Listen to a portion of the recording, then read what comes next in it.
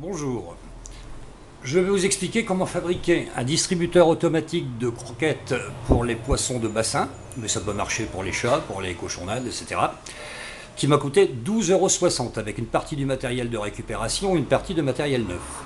Alors il faut un moteur de tourne-broche qui se trouve dans tous les fours électriques, ça se trouve facilement en déchetterie, une tige filetée de diamètre 16 qu'on trouve chez Brico Machin, ça coûte 2,91 €, un fer plat de 1 cm de large, 2 mm d'épaisseur, là c'est de la récup, un morceau de tube PVC 32 mm de diamètre, ça coûte 1,80 € les 2 mètres, toujours chez Brico Machin, un morceau de tube PVC de 40 mm, là c'était de la récup, une boîte en plastique avec couvercle, la grandeur dépend de la quantité de croquettes que vous voulez mettre, une planche de 80 cm sur 10 à peu près, et un programmateur digital hebdomadaire qui coûte 7,90 €, toujours chez Brico Machin. Total 12,60 €.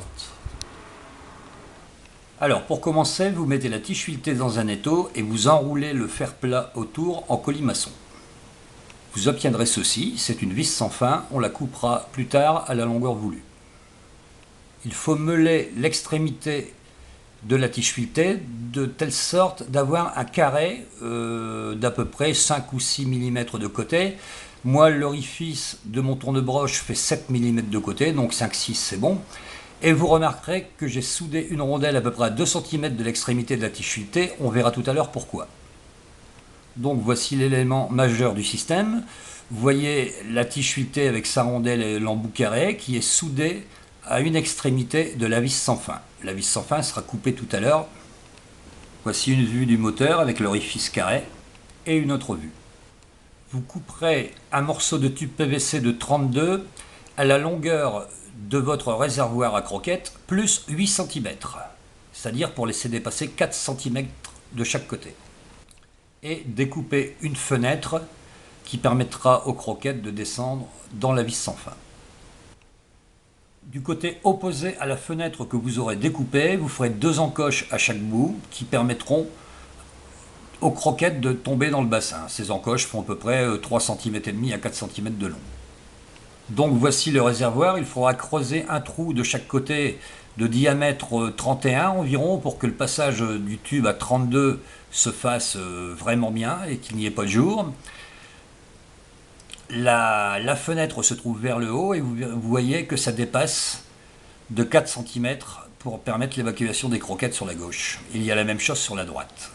Donc ici on fixe le tout sur la planche avec une seule vis. La vis traverse le tube PVC. Il faut qu'elle soit très bien enfoncée et qu'elle ne dépasse pas dans le tube PVC pour ne pas s'accrocher à la vis sans fin. Alors cette vis sert à fixer le réservoir, à empêcher le tube PVC de faire un mouvement droite-gauche et l'empêcher de tourner sur lui-même. Vous noterez sur la droite le trou qui permettra aux croquettes de tomber de ce côté-là. En effet, il faut prévoir que les croquettes tombent de chaque côté de la boîte car ces moteurs-là partent indifféremment, soit d'un côté, soit de l'autre, ça dépend des moments. Donc voici l'appareil, vous voyez le réservoir, la vis sans fin dans le fond, la tige filetée qui sert d'axe entre le moteur et le réservoir, le moteur. Il y a le couvercle en haut à gauche, il y a un tube PVC de 40 là, qui servira de protection pour l'axe et une boîte en plastique qui servira de capot pour protéger le moteur. Dans le fond du réservoir, il faut mettre 2 tasseaux en bois coupés en biais qui font une espèce de trémie qui permettent la descente des croquettes vers la vis sans fin. Je reviens là-dessus, vous verrez à quoi sert la rondelle. Ici à droite, il faut mettre 2 vis verticalement contre la rondelle, c'est pour empêcher l'axe de sortir de son logement du moteur. Un petit coup de peinture et voici maintenant l'appareil terminé. Donc il faut le brancher sur le programmateur. Moi en ce qui me concerne, j'ai programmé 3 minutes tous les jours à la même heure. C'est à vous de voir, suivant la forme de votre vis sans fin et suivant le nombre de poissons que vous avez. Et le programmateur, vous le branchez sur le 220. Et tous les jours à la même heure, les poissons auront à manger. Alors il faudra faire très attention à la fixation de l'appareil au-dessus de l'eau. Moi j'ai enfoncé des fers à béton de 80 cm dans le sol pour tenir tout ça.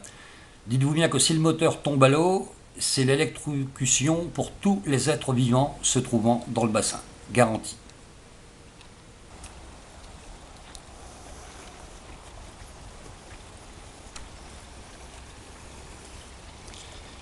Alors voici l'appareil posé sur le bassin.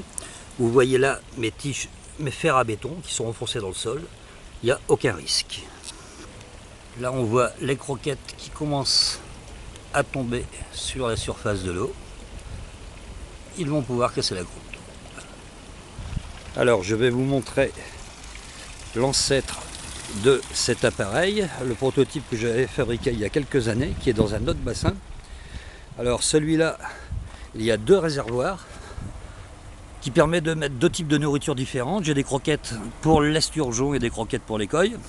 Donc c'est le même principe, hein. Le tube de 32 est plus long, la tige filetée est plus long, et il y a 4 orifices de tombée des croquettes au lieu de 2.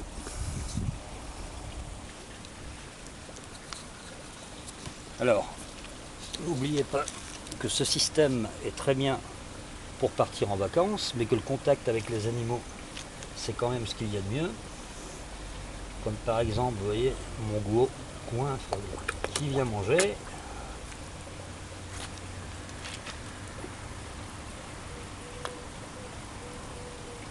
Voilà.